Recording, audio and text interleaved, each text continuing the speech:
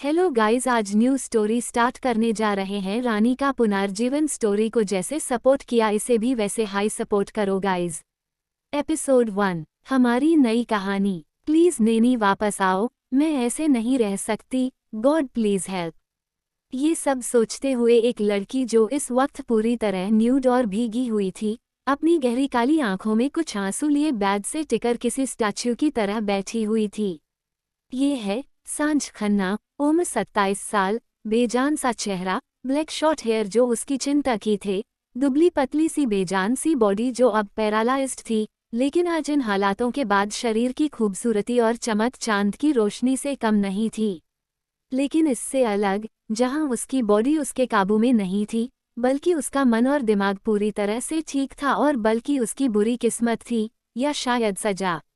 सांझ जो थोड़ा हिल भी नहीं सकती थी, बस अपनी साइड आई से आधे खुले दरवाजे से फोन पर बात करते नस को देख रही थी जो उसे इस हालत पर छोड़कर गई थी। वह सांझ अपने इन हालातों और किस्मत में अंदर अंदर रो रही थी। वो उठना चाहती थी, अपने शरीर को ढकना चाहती थी, लेकिन लाखों कोशिशों के बाद भी वह नाकाम थी। और अब वो टूटकर यही दुआ कर रही थी कि कोई उसे ऐसे न देखे, लेकिन उसकी बुरी किस्मत में शायद यही लिखा था। जहां वह नस से बात करते करते बहाने से चली गई थी, वह अब सांझ के कानों में किसी के कदमों की आवाज और पास आ रही थी, जिसे सुनकर सांझ की धड़कनें भी डर से बढ़ती जा रही थीं, और दूसरे ही पल उसे अपने रूम के सामने से एक लड़का फोन में बात करते हुए जा रहा था। उस लड़के को देखकर सांझ की आंखें डर से फैल जाती हैं। वही उस लड़के की नज़र भी बेड पर न्यूड पड़ी सांझ पर जाती है, तो उसके कदम रुक जाते हैं। वो लड़का बिना भाव के कॉल कटकर रूम में एंटर करता है, और बेड पर पड़ी सांझ को बिना भाव के लेकिन गंभीरता से देख रहा था।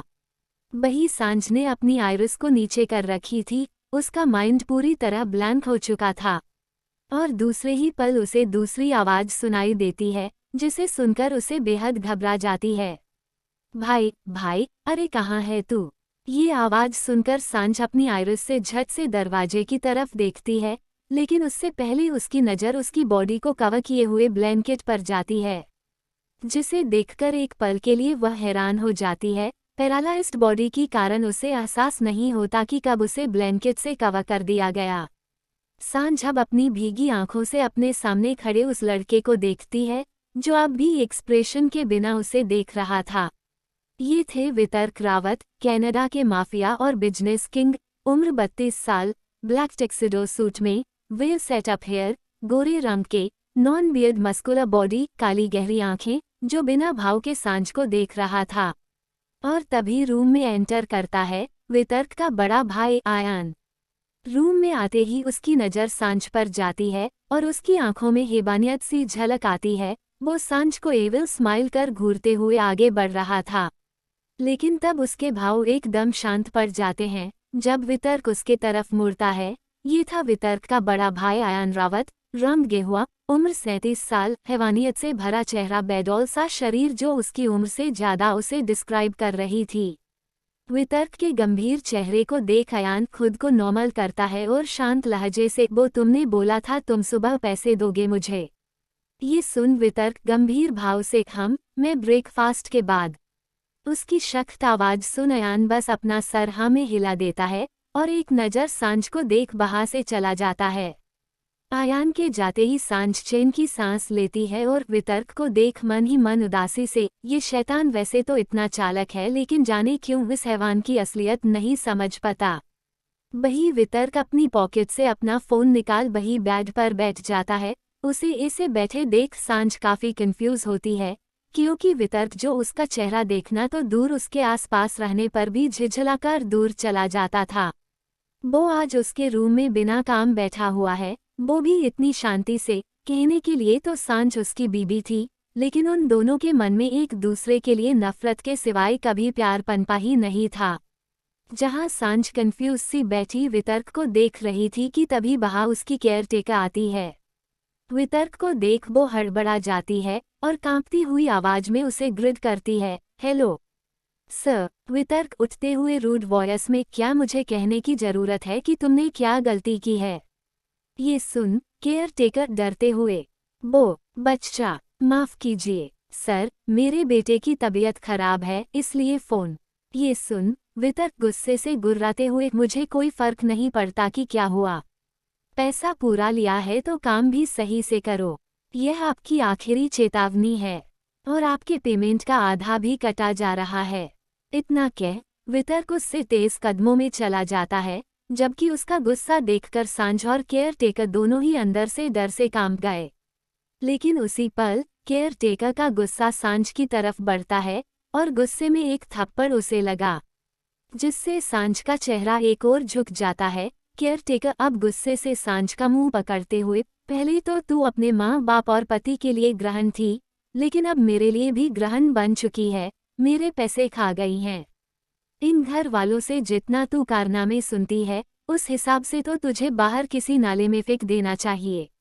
ये सुनकर सांझ की आंखें फिर अश्रुधारा से भीग जाती हैं। तभी केयर टेकर गुस्से से दांत पिसते हुए, तू बस आंखें ही बहा रही है।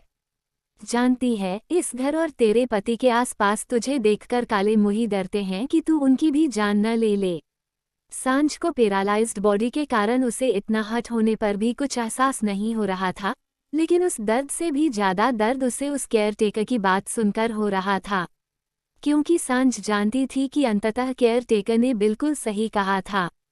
तभी केयर टेकर सांझ का मुंह छोड़ते हुए इविल स्माइल के साथ, हाँ बिल्कुल, वहाँ बहुत सारी जंगली बिल्लियाँ थीं।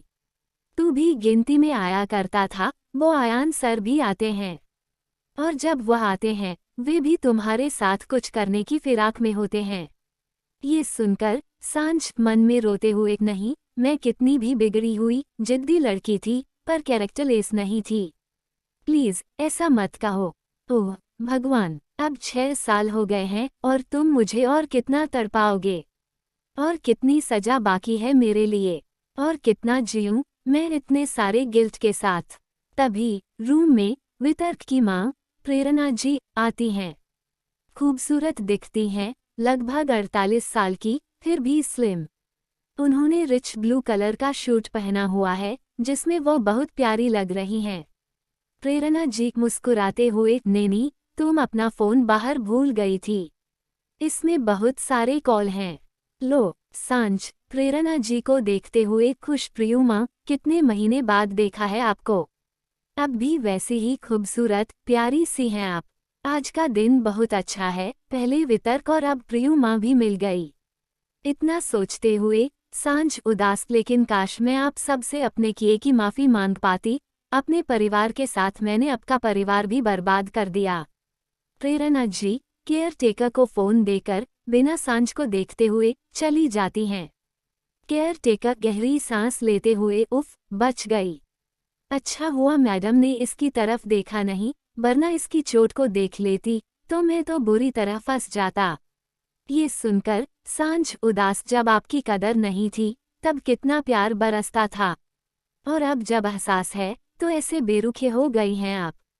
काश मैं अपनी जिंदगी में वापस जाकर सब कुछ सुधार पाती। गॉड प्लीज मार दो ना, मुझे अब नहीं झेला जाता।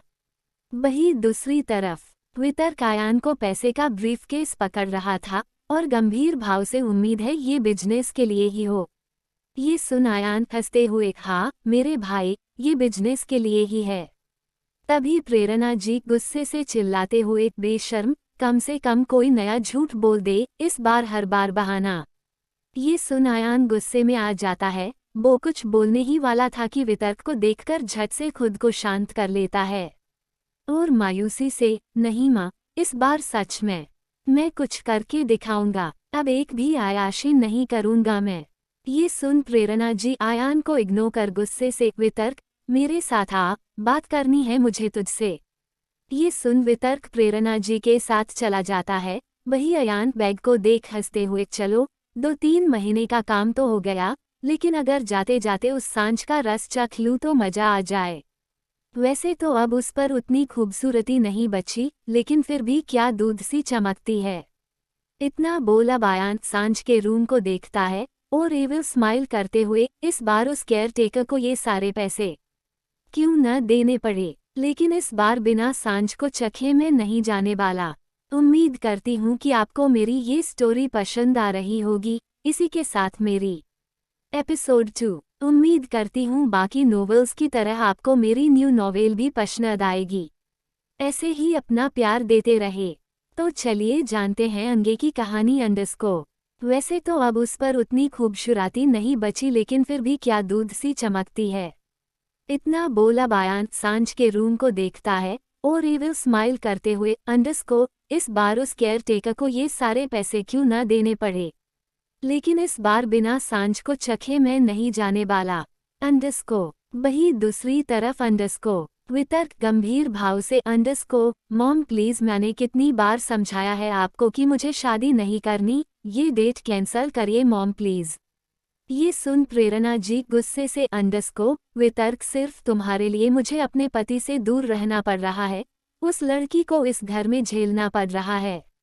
बेटा क्या मैं ही सारे सेक्रीफाइस करूँ तुम्हारे लिए, बस एक पोता ही तो मांग रही हूँ मैं। तेरे आयास भाई से कोई शादी करना नहीं चाहता और तू किसी से शादी नहीं कर रहा। ये सुन वितर्क गंभीर भाव से अंडस्को, डेड को मैंने तो जाने नहीं बोला मॉम, रही बात सा उस लड़की की तो उसे मैं किसी के सामने आने तो नहीं देता ना, और वैसे भी आपने जिसे चुना है वो एक दिन भी झेल नहीं सकती मुझे अंडस्को, you know well my anger issues. इतना कह वितर्क वहां से जाने लगता है, तभी प्रेरणा जी उदासी से अंडस्को, तो कौन झेल सकती है तुझे, उस जैसी लड़की। इतना सुनना था कि वितर्क के कदम वही रुक जाते हैं और दूसरे ही पल उसका चेहरा गुस्से से तपने लगता है। वितर्क अपनी आंखें बंद कर दांत पिसते हुए अंडस्को, मैं ये कहना तो नहीं चाहता, लेकिन आज तक की जिंदगी में एक वही है जिसने मुझे 2 साल तक हैंडल किया था। ये सुन प्रेरणा जी आंखों में अंशु लिए अंडस्को, जिसे तेरे डेड और मैं जान से ज्यादा चाहते थे, आज हम उसे देखना भी पसंद नहीं करते, हम सब उससे नफरत करते हैं, फिर भी क्यों तूने उसे हमारे घर में रखा है। इस बात पर वितर्क कुछ नहीं कहता, तभी प्रेरणा जी गंभीर भाव से अंडस्को, मुझे तुझसे कोई जवाब नहीं चाहिए, लेकिन आज भी वो तेरी बीबी के नाम से यहाँ रह रही है तो तू उसी से मुझे मेरा पोता दे दे।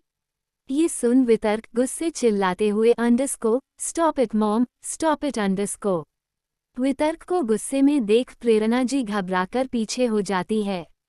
वही अब वितर्क गुस्से से तमतमाते हुए बिला से बाहर निकल आता है, जहां उसके बाहर निकलते ही एक हैंडसम लड़का लगभग 33 साल का और उसके साथ कई बॉडीगार्ड्स वितर्क को कवर कर बिला से 3 कार में बिला से बाहर निकल जाते हैं।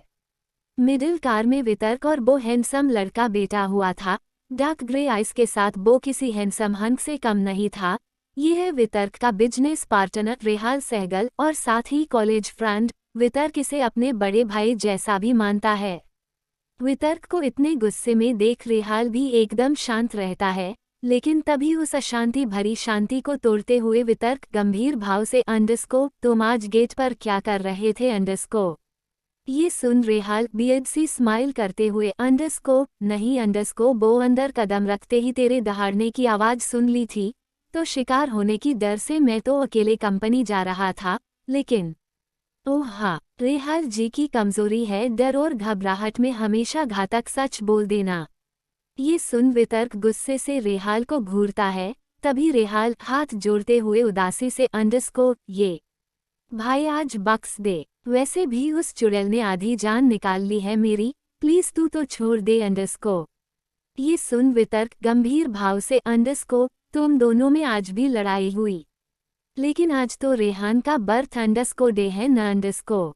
ये सुन रेहाल दर्द भरी मुस्कुराहट लिए अंडस्को, ये दिन तुझ जैसे भुलाकर को भी याद है, लेकिन उसकी माँ को ही नहीं।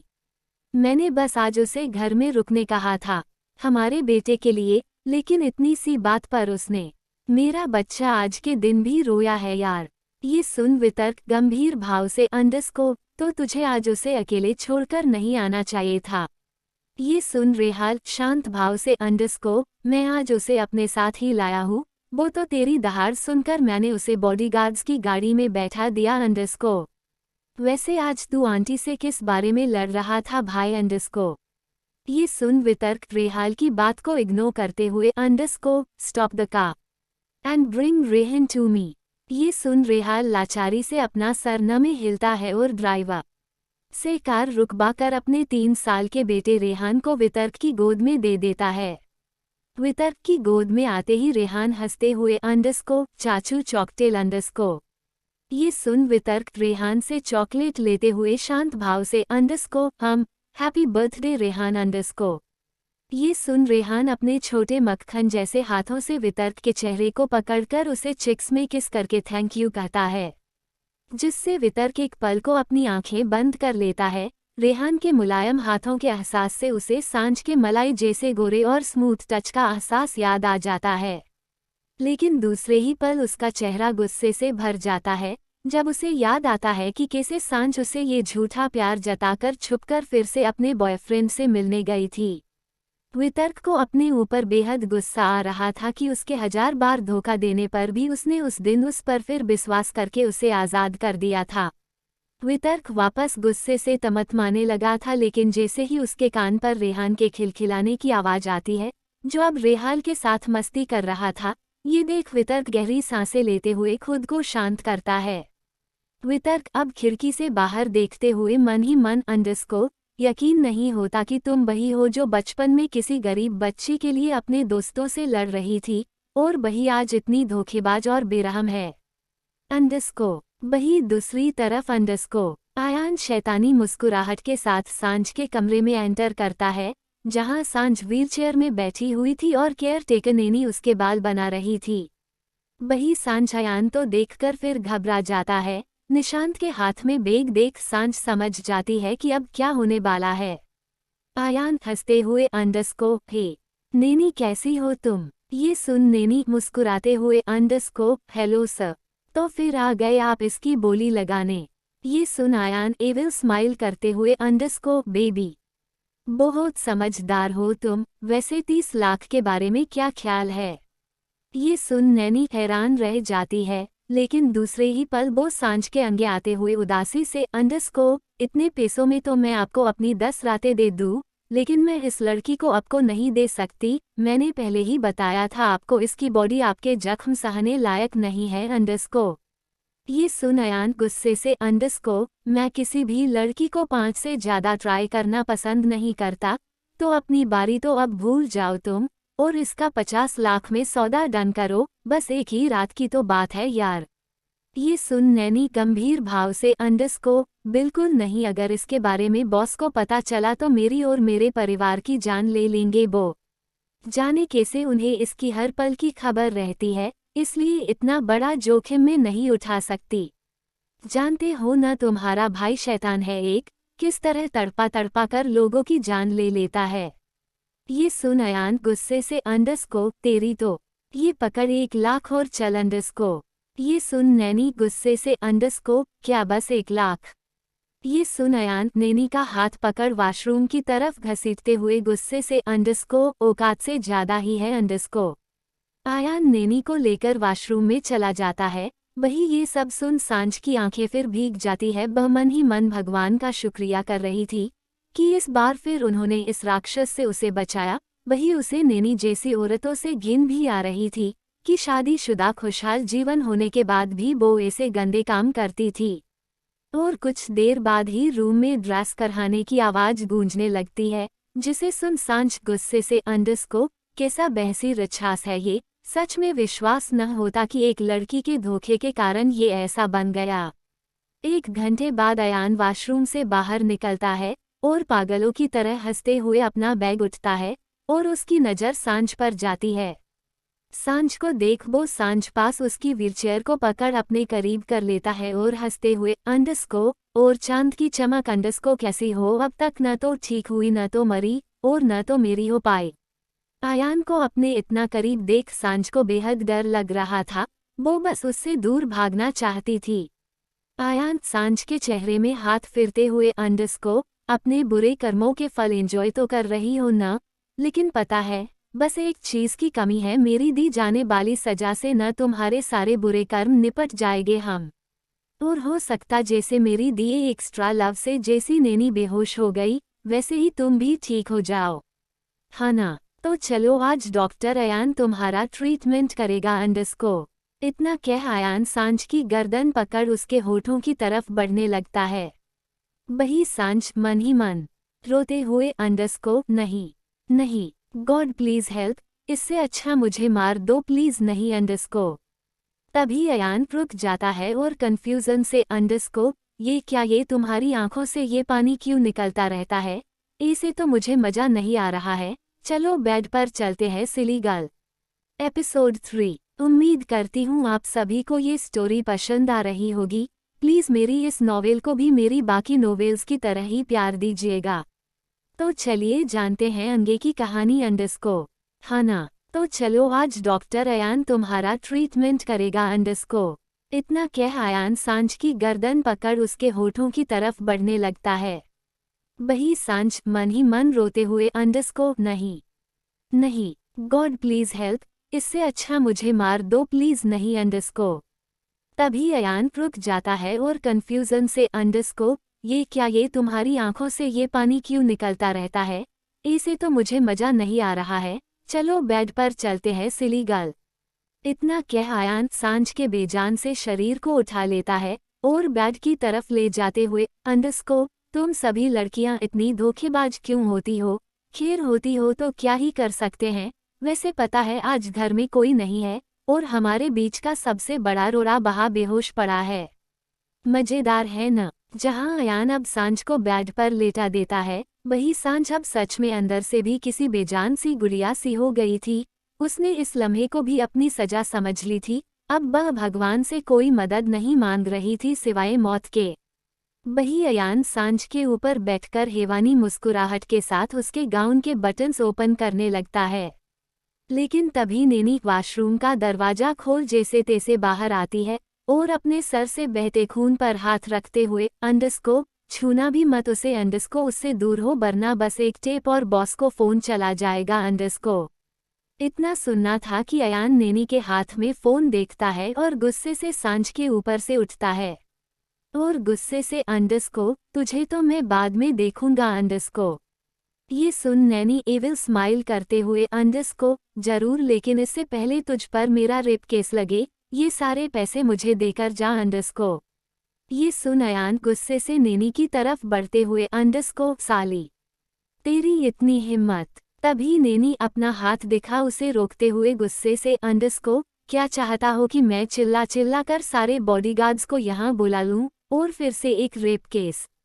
ये सुन अयान गुस्से से अपने कदम पीछे करते हुए वो पैसों से भरा बैग छोड़कर वहां से चला जाता है। अयान के जाने के बाद नैनी जिसकी सारी बॉडी पर निशान और सर पर चोट थी जो उस बेहोश करने के लिए अयान ने मारी थी, अपने टॉप से वो अपने सर के खून को साफ करती है और पैसों से भरा बैग लेकर इतने दर्द में भी खुशी से रही थी जैसे ये दर्द चोट उसके लिए पैसों के अंगे कुछ न हो। वही सांझ अब तक शॉक्ड थी, उसे विश्वास नहीं हो रहा था कि वो इस बार भी उस बेहोशी से बच गई। अंडरस्कोर वही तरफ अंडरस्कोर वितर्क अपने आलीशान केबिन में बैठा अपने काम में बिजी था कि तभी रेहान बाहर रोते रोते आता है। रेहान को रोते देख वितर्क अपना काम छोड़ हड़बड़ कर रेहान को गोद में उठा लेता है और गंभीर भाव से अंडरस्कोर क्या हुआ है, तुम रो क्यों रहे हो? ये सुन रेहान बुरी तरह सिसकते हुए अंडरस्कोर मम्मा डैडी फिर से लड़ रहे हैं, गंदी मम्मा ने मेरे डैडी को मारा। ये सुन वितर्क का दिमाग अब पूरी तरह खराब हो जाता है। वितर्क अब रेहान के अंशु साफ करते हुए गंभीर भाव से अंडरस्कोर तो क्या मम्मा को सजा मिलनी चाहिए अंडरस्कोर? ये सुन रेहान सिसकते हुए हाँ में सर हिलाता है। ये सुन वितर्क शांत भाव से अंडरस्कोर ओक तो अब शांत हो जाओ आप। रेहान को शांत कर वितर्क उसे गोद में लिए रेहाल के केबिन में जाता है जहां रेहाल अपना सर पकड़े अब बेटा था, वही उसके गाल पर लाल उंगलियों के निशान पड़े थे और वही उसके पास उसकी बीबी मिस्का जिसने एक शॉर्ट और रिवीलिंग ड्रेस पहनी हुई थी जोर जोर से चीख चिल्ला रही थी। वितर्क अब रेहान को वही सोफे पर शांत बैठने बोलकर मिस्का के पास आता है और गंभीर भाव से अंडरस्कोर ये मेरा ऑफिस है, तुम्हारा घर नहीं, यहाँ तमाशा मत करो। ये सुन मिश्का वितर्क की तरफ मुड़ती है और गुस्से से कहा जाने वाली नजरों से उसे घूरती हुई अंडरस्कोर ये जो भी है सिर्फ तुम्हारा नहीं है, मेरे हस्बैंड का भी है और फिलहाल तुम मेरे हस्बैंड के केबिन में हो जो मेरा भी है, तो तुम निकलो यहाँ से अंडरस्कोर।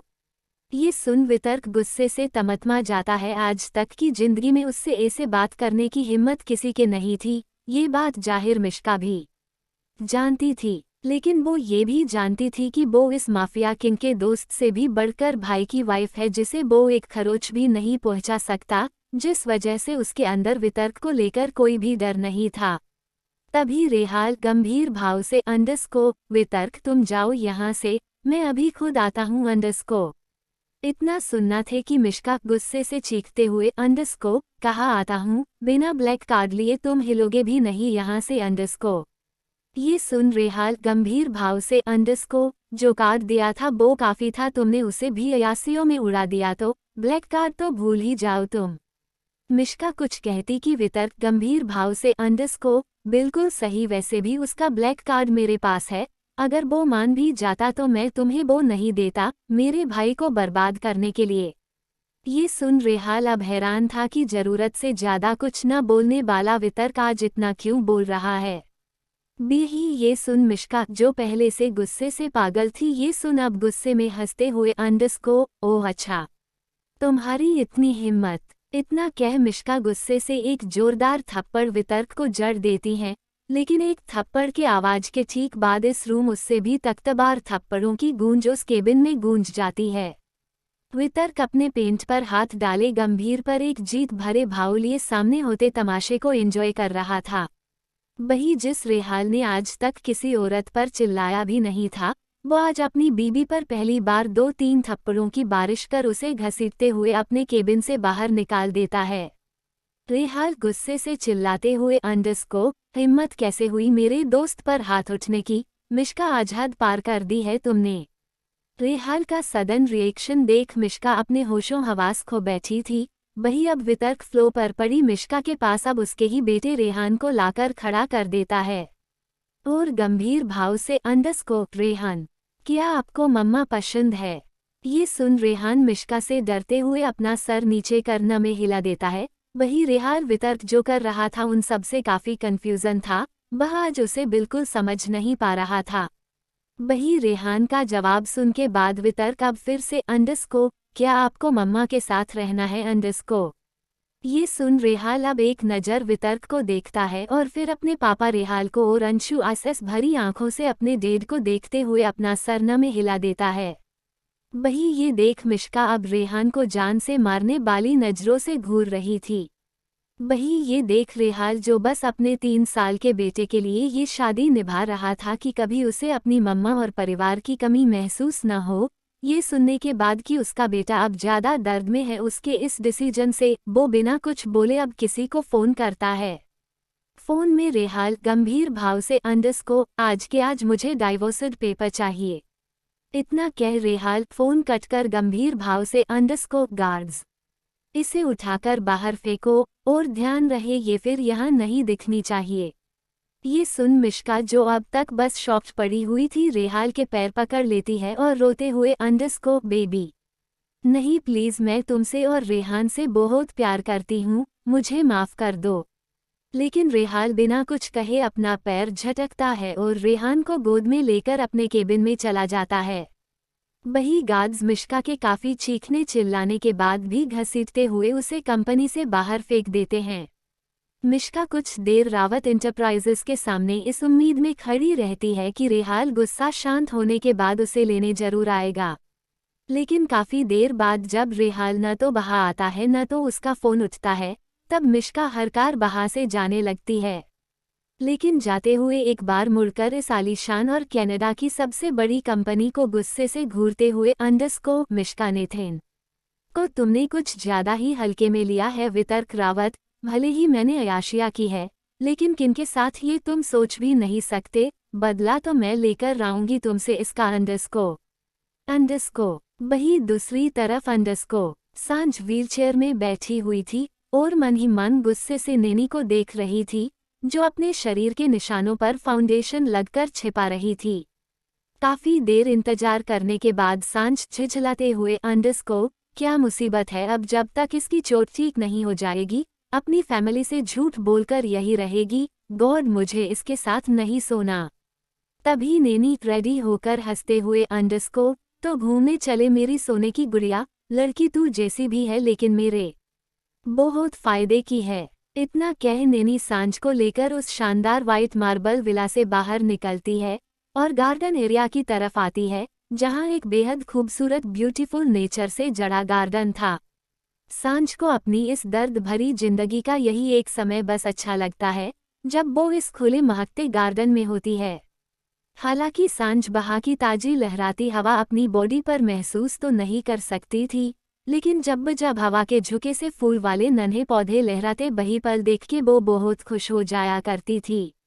सांझ मन ही मन मुस्कुराते हुए अंडरस्को भगवान जी, जानते हैं ना आप, मुझे जल्दी मरना है और नया जीवन लेके फिर अपने मम्मा पापा के पास आना है, लेकिन इस बार उन्हें दुख नहीं खुशी देनी है, जिल्लत नहीं इज्जत देनी है, नफरत नहीं प्यार देना है।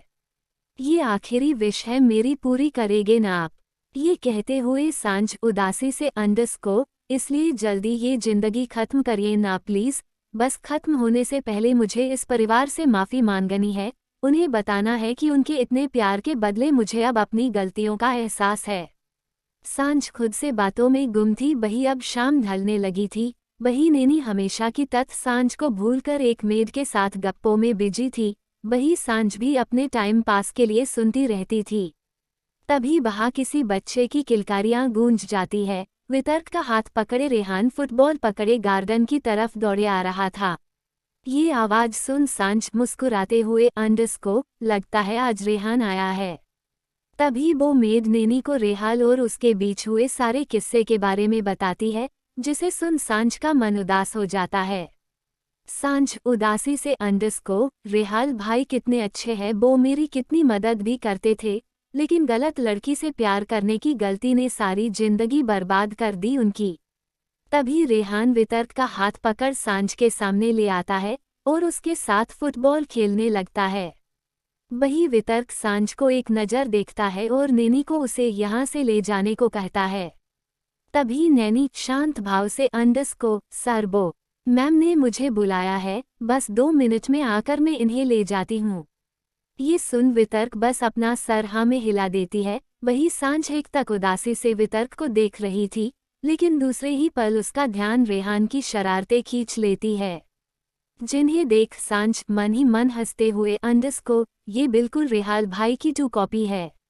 वितर्क और रेहाल दोनों खेलने लगते हैं, लेकिन तभी वितर्क से बॉल गलती से सांझ की तरफ लग जाती है, जो सांझ की व्हीलचेयर के पहिए पर लगती है और व्हील लॉक न होने के कारण व्हीलचेयर तेजी से गार्डन की ढलान से लुढ़कने लगती है, जिसे देख वितर्क एक पल तो बस देखता रह जाता है, लेकिन दूसरे ही पल तेजी से सांझ की तरफ दौड़त है। लेकिन वही अब व्हीलचेयर ने भी स्पीड पकड़ ली थी। वही सांझ को इन सब से कोई फर्क नहीं पड़ रहा था, बस वितर्क को अपने पास आने के लिए इतना बेताब देख बस उसकी दिल की धड़कन उसे बढ़ती महसूस हो रही थी। एपिसोड 4। वही सांझ को इन सब से कोई फर्क नहीं पड़ रहा था, बस वितर्क को अपने पास आने के लिए इतना बेताब देख बस उसकी दिल की धड़कन उसे बढ़ती महसूस हो रही थी। इन दर्द भरे 6 सालों में सांझ ने पहली बार अपनी बॉडी में कुछ महसूस किया था, जिससे वो हैरान थी। जरसार रावत बिला शहर की उधेड़बुन से दूर एक बड़ी पहाड़ी पर था और गार्डन एरिया बिला के पीछे था, जो भाग समतल नहीं था। वितर्क पूरी ताकत से सांझ की तरफ दौड़ते हुए उसका नाम पुकारे जा रहा था, जो सांझ को कुछ तो महसूस करा रही थी। लेकिन सांझ का बेजान चेहरा जाने कैसे वितर्क को देख एक मुस्कुरा देता है। सांझ को भी पता है कि वो पहाड़ी से गिरने जा रही है, लेकिन वो खुश थी। वो इस दर्द भरी जिंदगी, इतना गिल्ट, ये सब झेलकर इतनी टूट चुकी थी कि अब उसे मौत बहुत प्यारी और अपनी लग रही थी, को उसका सारा दर्द खत्म कर देगी। वही वितर्क अब सांझ के कुछ करीब था और उसकी मुस्कुराहट देख सकता था। सांझ को मुस्कुराते देख वो हैरान होता है, लेकिन इस वक्त उसे बचाने का जुनून इस कदर था वितर्क में कि वह अपनी पूरी जान लगाकर उसके करीब पहुंच जाता है। लेकिन अफसोस, तब तक सांझ की व्हीलचेयर खाई में गिरने लगती है, लेकिन फिर भी वितर्क कूदकर सांझ की व्हीलचेयर का एक साइड पकड़ लेता है। वितर्क एक नज़र सांझ को देखता है, जो उसे देख मुस्कुरा रही थी, फिर व्हीलचेयर को ऊपर खींचने की कोशिश करता है, लेकिन तभी सांझ अपने बेहद कैप्टे हाथों से वितर्क के हाथ को टच करती है, जिससे वितर्क हैरान सा सांझ के हाथ को देखता है। वो दोनों ही नोटिस करते हैं कि उनके रिश्ते में नफरत होने के बाद भी उन दोनों के हाथों में आज भी वेडिंग रिंग थी। वितर्क को जाने क्या होता है, अब वो अपनी पूरी ताकत लगाकर जैसे तैसे सांझ को थोड़ा ऊपर खींच लेता है। वही सांझ अब वितर्क को एक तक देख कपटी लैंग्वेज में सॉरी ये सुन वितर्क अब बेहद ज्यादा हैरानी से सांझ को देखता है। वही सांझ भी अब उसे एक प्यारी सी मुस्कुराहट के साथ उस व्हील चेयर से खुद नीचे खिसकाने लगती है, जिसे देख वितर्क चिल्लाते हुए नू। वितर्क अंगे कुछ कहता या करता सांझ उस गहरी खाई में समा जाती है और वितर्क बस एक तक खाई को देखता रहता है। वही खाई से गिरने के बाद भी सांझ मरती नहीं है। उसके मुंह, सर और काफी जगह बुरी चोट पड़ चुकी थी। वो पूरी तरह खून से सन चुकी थी। उसे अब दर्द महसूस हो रहा था। वो गहरी सांसें लेती हुए करवट लेती है और मुस्कुराते हुए आपने माँ मुझे बुला लिया भगवान जी ये कहते हुए सांझ अब अपनी आंखें बंद कर लेती है। कुछ गलतियां और गुनाह इतने बढ़ जाते हैं जो माफी के काबिल नहीं होते। इन्हीं गुनाहों की सजा सांझ ने 6 साल भुगती। उसने दिल से हर दर्द, बेरुखी, जिल्लत को अपना पश्चाताप माना था। उसने भगवान के दी हर सजा को बिना शिकायत झेला था और अब भगवान को बारी थी उसकी एक इच्छा जिसे वो पिछले 6 सालों से मांग रही थी कि काश वो पिछली जिंदगी में जाकर सब ठीक कर पाती। टू बी कंटिन्यू उद्धरण चिन्ह अलार्म की इरिटेटिंग आवाज हे भगवान, आप यहाँ भी सोने नहीं देते क्या? अरे हम आत्माओं को कौन सा काम करना है अब? ये कहते हुए लड़की अपनी ब्लैंकेट से अपने सर और कान को कवर कर लेती है। लेकिन तभी एक आदमी की आरती गाने को आवाज आती है, जो राधे कृष्णा की आरती बहुत सुरीली आवाज में गाए रहे थे। ये आवाज सुन सांझ अब झटके से ब्लैंकेट हटाकर अपने कान साफ करते हुए ध्यान से सुनती है और जब उसे एहसास होता है कि उसके कान नहीं बज रहे, तब वह बेसुध सी दौड़ते हुए रूम से निकलती है और बड़े से एरिया को कवर कर सीढ़ियों से तेजी से दौड़ते हुए नीचे हॉल में आती है और हॉल से मंदिर में, जहाँ राधे कृष्णा के मंदिर में एक आदमी पूजा कर रहा था। उस आरती को सुनने के बाद ही सांझ का माइंड सुन्न हो चुका था। उसे बस इस आवाज वाले आदमी को देखना था जो फिलहाल उसकी तरफ पीठ किए हुए पूजा में मग्न थे। सांझ अब ध्यान से उस आदमी की कद काठी देख भरी आंखों से ये मुझे पापा की तरह क्यों लग रहे हैं? मर के भी सपना देख रही हूँ क्या मैं? तभी वो आदमी सांझ की तरफ मुड़ता है, जिन्हें देख सांझ की आंखें हैरानी से बड़ी हो जाती है। ये थे सांझ के पिता राजवीर खन्ना, कनाडा के टॉप बिजनेसमैन में से एक, जिनके दिल में बस इंडिया और वही के संस्कार है। राजवीर जी बिना भाव के सांझ की तरफ ही बढ़ रहे थे। वही प्यार 6 साल बाद अपने डेड को देख सांझ हैरानी से हे भगवान ऐसे कौन सा अच्छा कर्म कर लिया मैंने जो मैं स्वर्ग में आ गई और आते ही मुझे पापा भी मिल गए। सांझ एक तक हैरानी और अब इस बात से राजवीर जी को देख रही थी। वही राजवीर सांझ को देख हैरानी से क्या बात है, आज तुम इतनी जल्दी उठ गई? अपने पापा की आवाज सुन सांझ की आंखें अंशुओं से भर जाती है। बिना कुछ बोले वो बस डबडबाई आंखों से अपने पापा को एक तक देख रही थी। और तभी एक लेडी गुस्से से सांझ बेटा, कितनी बार समझाया है मैंने तुम्हें, ऐसे कपड़ों में रूम से बाहर मत आया करो। ये कहते हुए वो लेडी राजवीर के साथ खड़ी हो जाती है। तभी राजवीर उस लेडी को आरती देते हुए गंभीर भाव से रहने दो सुहाना, हमारी बेटी को अब हमारी कोई बात पसंद नहीं आती, जानती हो न तुम? वही सांझ को तो अब भी लग रहा था कि वो स्वर्गमैन है। सांझ अचानक बिलखते हुए रोने लगती है और अपने घुटनों में बैठ मुझे माफ कर दीजिए मम्मा पापा, मैं अच्छी बेटी नहीं बन पाई, बहुत तकलीफ दी मैंने आपको, मुझे माफ कर दीजिए, मैंने आपकी जान। सांझ इसके अंगे कुछ बोलती कि वो दोनों सांझ को पकड़ उठाते हुए फिक्र से राजवीर जी अरे क्या हुआ, तुम रो क्यों रही हो बेटा? तभी सुहाना जी सांझ के गाल में हाथ रखते हुए क्या हुआ बेटा, तुम ऐसे रो क्यों रही हो? सब ठीक है ना, कुछ हुआ है क्या? सांझ अपना सर में हिलाते हुए उनके गले लगोर बुरी तरह रोने लगती है।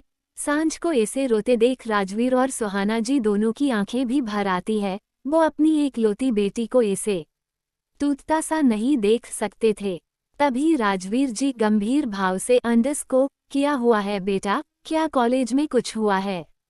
ये सुन सांझ रोते हुए अपने डैड को कंफ्यूजन से देखते हुए कॉलेज कैसा कॉलेज पापा? ये सुन सुहाना जी गंभीर भाव से तुम्हारा कॉलेज बेटा, आज हो क्या गया है तुम्हें, और पहले रोना बंद करो तुम। सांझ अब भी काफी कंफ्यूज थी। वही उसके कुछ न बोलने पर राजवीर जी फिक्र से 2 दिन बाद तुम्हारे एग्जाम है, क्या उसमें कोई प्रॉब्लम है? बताओ बेटा, तुम्हारे पापा सब ठीक कर देंगे। ये सुन सांझ अब रोना बंद कर कंफ्यूजन से मम्मा पापा हम कहाँ है? ये सुन राजवीर जी फिक्र से और कहा अपने घर में सांझ। ये सुन सांझ अपने अंशुओं से डबडबाई आंखों को साफ करते हुए अपने चारों तरफ देखती है, जहां वो अपने आलीशान एंथेटिक बिला के हॉल पर थी। सांझ अब उठकर हैरानी से चारों ओर घूमकर अपने घर को देखती है और दूसरे ही पल अपना सर अब इस बात से नमे हिलाते हुए फ्लो पर गिर जाती है। वही राजवीर जी और सुहाना जी जो अब तक सांझ के अजीब बिहेव से हैरान परेशान थे, सांझ को बेहोश देख घबरा जाते हैं और सांझ को पुकारते हुए उसके पास जाते हैं। वही राजवीर जी सांझ को गोद में उठाते हुए फिक्र से सुहाना, जल्दी डॉक्टर को कॉल कीजिए। इतना कह राजवीर जी सांझ को उठाकर सीढ़ियों से उसके रूम में ले जाते हैं। लगभग 30 मिनट बाद रूम में डॉक्टर और राजवीर सुहाना जी फिक्र भरे चेहरे लिए खड़े थे। सांझ को चेक कर डॉक्टर शांत भाव से शायद इन्हें किसी बात का सदमा लगा है या किसी बात का बहुत प्रसा हो इन पर। ये सुन राजवीर जी गंभीर भाव से लेकिन कल तक तो ये बिल्कुल ठीक थी, इवन हमसे लड़कर अपनी जिद से आधी रात पार्टी में जाकर बहुत खुश भी थी। क्यों सुहाना? ये सुन सुहाना जी जो सांझ का सर अपनी गोद में रखे उसका सर सहला रही थी, फिक्र से अपना सर हाँ में हिला देती है। तभी डॉक्टर शांत भाव से कोई तो वजह होगी जो इन्हें परेशान कर रही है, ये तो आप इनसे ही जान सकती है। डॉक्टर कुछ टैबलेट्स लिखकर स्लिप राजवीर जो को देकर चला जाता है। वही कुछ देर बाद सांझ धीरे धीरे अपनी आंखें खोलती है। सांझ धुंधली आंखों से अपने आसपास देखते हुए लगता है नर्क पहुंच गई मैं। ये कहते हुए सांझ अपनी आंखें मिचते हुए उठती है। तभी राजवीर जी और सुहाना जी खड़बड़ाते हुए सांझ बेटा ठीक है अब तू? ये सुन सांझ हैरानी से फिर से अपने मम्मा पापा को देखती है और फिर अपने रूम को देखती है। ये उसका रूम था जिसे उसने बहुत पहले अपने सपने की तरह सजाया हुआ था। सांझ की आंखें अब भी अविश्वास से भर जाती है। अब वो अपने पास बैठी अपनी मम्मा को देखती है और उनका हाथ थमती है। सांझ अब कंफ्यूजन से अपना सर खुजलाती है। तभी उसका ध्यान अपने बालों पर जाता है, जो हल्के घुघराले कमर तक लंबे बहुत खूबसूरत थे। बालों के बाद सांझ हड़बड़ाकर अब खुद को देखती है, जिसने light pink nighty short and top पहना हुआ था जो कुछ रिबेलिंग था। वही सांझ की ये अजीब हरकतें देख राजवीर जी घबराते हुए सुहाना क्या हमारी एकलौती बेटी का दिमाग खराब हो गया है? ये सुन सुहाना जी फिक्र से अपने कंधे उचका देते हैं। तभी सांझ हंसते हुए मैं वापस आ गई, सच में ये कहते हुए सांझ हंसते हुए बेड से कूदकर राजवीर जी के ऊपर कूद जाती है और खुशी से मेरे प्यारे पापा, आप मुझे फिर से मिल गए। राजवीर जी सांझ को गोदी लिए हैरानी से सुहाना जी को देख रहे थे। वही सुहाना जी के खुद तोते उड़े हुए थे। तभी सांझ राजवीर की गोदी से उतरकर अपनी मम्मा का चेहरा थाम उसे किस करते हुए मेरी प्यारी मम्मा, हाय आज भी कितनी खूबसूरत हो, आई लव यू मामा। ये कहते हुए सांझ उदासी से अब मैं आप दोनों को खुद से कभी दूर नहीं जाने दूंगी, कभी नहीं। ये सुन सुहाना जी सांझ का सर सहलते हुए क्या हुआ है बेटा, हम कब तुमसे दूर? तभी राजवीर जी भी मुस्कुराकर सांझ के सर पर हाथ रखते हुए और कहा जाएंगे हम अपने धड़कते दिल को छोड़कर। ये सुन सांझ मुस्कुराते हुए हाँ, मैंने आज बुरा सपना देखा कि मैंने आपको खो दिया, वो भी अपनी जिद के कारण। इसलिए मैंने सोचा है आज से मेरी जिद, मेरी गलतियां और सबसे बड़ा मेरे एंगर इश्यूज ये सब बंद ताकि आप हमेशा मेरे साथ ही रहे। I love you mom dad. अब मैं कभी आपका दिल नहीं दुखाऊंगी। ये कहते हुए सांझ दोनों के गले लग जाती है। वही अपनी बिगड़ी हुई सांझ की अचानक इतनी अच्छी बातें और इतना प्यार देख राजवीर जी और सुहाना जी हैरानी होने के साथ साथ बहुत खुश भी थे। उन दोनों की आंखें भीग चुकी थी। तभी सांझ दोनों से अलग होते हुए मुस्कुराते हुए अंडरस्कोर मैं कॉलेज के लिए रेडी हो जाती है। पापा आप भी रेडी हो जाए, ऑफिस जाते वक्त मुझे कॉलेज छोड़ दीजिएगा अंडरस्कोर।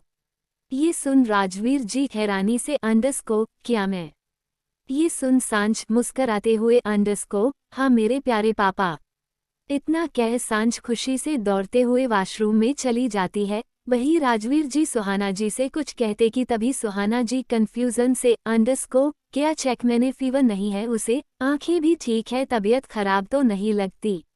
ये सुन राजवीर जी हैरानी से अंडरस्कोर तो क्या हम दोनों सपना देख रहे हैं?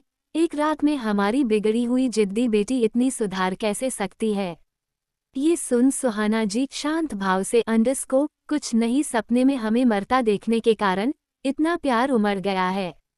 अभी नीचे फिर मैडम के कपड़ों के कारण हम लड़ेंगे और फिर नाश्ते में फास्ट फूड न मिलने के कारण वो लड़ेगी। एपिसोड 5। उम्मीद करती हूँ आप सभी को मेरी स्टोरी पसंद आ रही होगी। आपके इतने सारे प्यार और से के लिए दिल से शुक्रिया अदा। तो चलिए जानते हैं आगे की कहानी। अंडरस्कोर सुहाना जी शांत भाव से अंडरस्कोर कुछ नहीं, सपने में हमें मरता देखने के कारण इतना प्यार उमड़ गया है। अभी नीचे फिर मैडम के कपड़ों के कारण हम लड़ेंगे और फिर नाश्ते में जंक फूड न मिलने के कारण वो लड़ेगी। डोंट वरी, अभी सब नॉर्मल हो जाएगा अंडरस्कोर। वही दूसरी तरफ अंडरस्कोर सांझ दौड़कर सीधे मिरर के सामने आती है और बिना भाव के एक तक खुद को देखती रह जाती है। काली गहरी बड़ी सी आंखें, घनी पलकें, छोटा सा प्यारा चमकता चेहरा, रोजी लिप्स, चमकती सफेद स्किन। सांझ ने बरसों बाद खुद को नॉर्मल देखा था। वो तो भूल ही गई थी कि वो एक समय पर इतनी खूबसूरत लगती थी, और वो भी क्यों ना बचपन से अपने पेरेंट्स की प्रिंसेस थी वो। सांझ अपने चिक्स पुल करते हुए हल्के से मुस्कुरा देती है। तभी उसकी नज़र अब अपने छोटे छोटे कपड़ों पर जाती है, जिन्हें देख सांझ गंभीर भाव से अंडरस्कोर मम्मा पापा को ऐसे कपड़े बिल्कुल पसंद नहीं थे, अक्सर हमारी इसी कारण लड़ाई होती थी। सांझ अब बुरा सा मुंह बनाते हुए अंडरस्कोर पता नहीं तब क्या ही अजीब पसंद थी मेरी, मुश्किल है कोई ढंग के कपड़े हो मेरे पास, ढूंढना पड़ेगा अंडरस्कोर। लगभग 1 घंटे बाद भी सांझ अपनी अलमारी के सारे कपड़े बाहर फेंकते हुए गुस्से से अंडरस्कोर क्या बकवास है, एक ढंग की ड्रेस नहीं रखी मैंने, इन सबको आग लगा दूंगी मैं। सांझ बेहद गुस्से में बड़बड़ाए जा रही थी क्योंकि उसके पास शॉर्ट ड्रेसेस के अलावा कुछ भी नहीं था। तभी उसे कुछ याद आता है अंडरस्कोर सांझ एक बार ट्राई तो करो बेटा, हम दोनों ने बहुत प्यार से लिया है ये तुम्हारे लिए। सांझ चिढ़ते हुए अंडरस्कोर लेकिन मम्मा मैं ऐसी ड्रेस नहीं पहनती, इसकी स्लीव तो देखिए, ये तो मेरा हाथ तक कवर कर लेगी और ये बहुत लंबी भी है। ये सुन राजवीर जी उदासी से अंडरस्कोर बेटा प्लीज उस बिजनेस पार्टी में मेरे इंडियन फ्रेंड्स भी आएंगे, एक दिन बस ये पहन लेना। ये सुन सांझ उस ड्रेस को राजवीर जी से छीनते हुए गुस्से से अंडरस्कोर पापा अब भी मुझ पर एलिगेशन लगाना शुरू कर दो, मुझे बात ही नहीं करनी आप ओल्ड मॉडल्स से। ये याद करते हुए सांझ उदासी से अंडरस्कोर मम्मा पापा को मैंने उस दिन भी कितना हट किया था और गुस्से में मैंने वो ड्रेस लेकर वेस्टेज ड्रॉर पर फेंक दी थी। सांझ अब अपना ड्रॉर चेक करती है जहां उसके कुछ पुराने कपड़े रहते थे और फाइनली थोड़ा ढूंढने पर सांझ को वो ड्रेस मिल जाती है। लेकिन तभी सांझ अब कंफ्यूजन से अंडरस्कोर मैंने तो ध्यान ही नहीं दिया कि ये टाइम कौन सा है, किस ईयर में आई हूँ मैं। इतना कह सांझ टेबल पर रखा फोन लेती है और उसका भड़कैला सा कवर गुस्से से फेंकते हुए आज की डेट देखती है जहां वो 8 साल पीछे आ गई थी। सांझ अब हैरानी से अंडरस्कोर मतलब अभी मैं 19 साल की हूँ, स्वीट 19 वाओ, कहीं मैं खुशी से पागल न हो जाऊं। इतना कह सांझ खुशी से उछलते हुए अंडरस्कोर मतलब अभी मैं इतनी ज्यादा भी नहीं बिगड़ी थी और सबसे बड़ी बात मैं सिंगल थी मतलब हूँ। ये सांझ खुशी से गुनगुनाते हुए रेडी होती है और नीचे जाने लगती है कि उसकी नज़र अपने गुस्से में फैलाए रूम पर जाती है, जिसे देख सांझ क्यूट सा पाउट बनाते हुए अंडरस्कोर अरे गुस्से में मैंने फिर से गड़बड़ कर दी, लेकिन अब तो साफ करने का भी टाइम नहीं है, वापस आकर देखती हूँ इसे। सांझ अब नीचे हॉल में आती है और सीधे मंदिर की तरफ बढ़ जाती है। सांझ बेहद सुंदर हीरे से जड़ी राधे कृष्णा की मूर्ति के पास बैठ जाती है और अपने हाथ जोड़ आंखों में अंशु लिए underscore thank you so much. मैं बड़ा करती हूँ, इस नए जन्म को मैं जाया नहीं जाने दूंगी, बस आप इस बार मुझे संभाले रहना। इतना कह सांझ दिया जलाती है और प्रसाद लेकर मंदिर से वापस हॉल में आती है, जहाँ राजवीर जी और सुहाना जी हैरानी से उसे ही देख रहे थे, जैसे कि उन दोनों ने कौन सा अजूबा देख लिया हो। ऐसे बड़ी बड़ी हो चुकी थी उनकी आंखें। वो भी क्यों न, हमेशा अजीब ड्रेसेस पहनने वाली सांझ ने आज एक वेल डिसेंट ड्रेस पहनी हुई थी, जो आज उसकी खूबसूरती को चार चांद लगा रही थी। पीच पिंक कलर की लॉन्ग ड्रेस और खुले लहराते सिंपल बालों में वो सादगी सी भरी खूबसूरती लग रही थी। सांझ सच में बहुत खूबसूरत थी को उसे अपने पेरेंट्स से मिली थी। राजवीर जी और सुहाना जी आज भी अपनी उम्र से काफ़ी कम लगते थे, लेकिन कनाडा में शिफ्टिंग के बाद भी वो दोनों ही आज भी अपने देश की संस्कृति में रंगे रहते हैं। सुहाना जी आज भी साड़ी और सूट्स में ही कंफर्टेबल रहती है। सुहाना जी ने आज स्काई ब्लू कलर का अनारकली सूट पहना हुआ था, जिसमें उनका स्लिम फिगर कमाल का लग रहा था। सांझ बहुत कुछ सुहाना जी पर ही गई थी। वहीं राजवीर जी ने ऑफिस के लिए ब्लू टैक्सिडो सूट पहन रखा था, जिसमें वो बहुत हैंडसम और फिट लग रहे थे। सांझ भी मंदिर से आते हुए अपने मम्मा पापा को देख रही थी और हंसते हुए अंडरस्कोर कौन विश्वास करेगा कि इस ब्यूटीफुल लेडी और हैंडसम हंक की इतनी बड़ी बेटी भी होगी। सांझ के पेरेंट्स कुछ रिएक्ट करते कि सांझ अपने मम्मा पापा के पास आते हुए अंडरस्कोर मम्मा मुझे बहुत भूख लगी है, प्लीज जल्दी खाना खिला दो अंडरस्कोर। इतना कह सांझ सीधे डाइनिंग एरिया की तरफ दौड़ जाती है। वहीं राजवीर और सुहाना जी अब तक शॉक्ड थे कि उनकी बेटी आज अपने आप बिना डांट खाए खुद से मंदिर कैसे चली गई। सुहाना जी और राजवीर जी इस बात पर ज्यादा ध्यान नहीं देने की सोचते हैं और सभी नाश्ता करना शुरू करते हैं। अब उन दोनों को सांझ के बुरे से मुंह का इंतजार था, जो हर रोज हेल्थी फूड से बनता था। लेकिन इससे अलग सांझ एक पल खाने को देखती है, जो कि वेजिटेबल उत्पम था, और फिर एक प्यारी सी स्माइल करते हुए underscore wow uttapam, thank you मोम, मैंने इसे बहुत मिस किया मम्मा। इतना कह सांझ अपने मम्मा की तरफ अपना मुंह खोल देती है, जिससे सुहाना जी अब हद से ज्यादा हैरान नजरों से राजवीर जी को देखती है, जैसे पूछ रही हो क्या ये सपना तुम ही देख सकते हो। तभी सांझ उदासी से अंडरस्कोर मम्मा एक बाइट तो खिला दो न मेरे को। अपनी बेटी का इतना क्यूट सा चेहरा देख सुहाना जी शांत होती हैं और बड़े प्यारे से सांझ को खाना खिलाती है। वही सांझ जो इतने सालों बाद अपनी माँ के हाथ का खाना खा रही थी, अब उसकी खुशी का ठिकाना ही नहीं था। तभी राजवीर जी मुस्कुराते हुए अंडरस्कोर वैसे मेरी बेटी आज इतनी बदली बदली क्यों है, ये जान सकते हैं हम। तभी सुहाना जी एक्साइटेडली अंडरस्कोर हाँ, ये तो मुझे भी जानना है। ये सुन सांझ मुस्कुराते हुए अंडरस्कोर जरूर जान सकते हैं, बिगड़ी हुई सांझ के बदलने का कोई तो कारण है अंडरस्कोर। ये सुन राजवीर जी और सुहाना जी एक साथ अंडरस्कोर क्या। इन दोनों की बेताब हैरान चेहरे को देख सांझ हंसते हुए अंडरस्कोर वो कारण है आप दोनों, और मेरी खुशी जो को आप दोनों की खुशी में बसती है, बस यही। ये सुन राजवीर जी और सुहाना जी थोड़ा इमोशनल हो जाते हैं, पर अभी भी वो अब इस बात से सांझ को देख रहे थे। पर सांझ को खाना एंजॉय करते देख वो दोनों अब कुछ नहीं कहते। वही कुछ देर बाद सांझ उठते हुए सुहाना जी को किस करते हुए अंडरस्कोर बहुत अच्छा खाना था मम्मा, अब मैं चलती हूँ बाय, और मैंने रूम थोड़ा बिगड़ दिया तो मैं आकार साफ कर दूंगी ओके बाय। और पापा आप मम्मा को अपना रोमांटिक बाय करके जल्दी बाहर आ जाए अंडरस्कोर। इतना कह सांझ दौड़ते हुए बाहर चली जाती है। सांझ के जाने के बाद सुहाना जी हैरानी से अंडरस्कोर वीर, मुझे तो अब भी सब सपना सा लग रहा है, हमसे दूर हो चुकी बेटी आज हमें इतने प्यार कर रही है।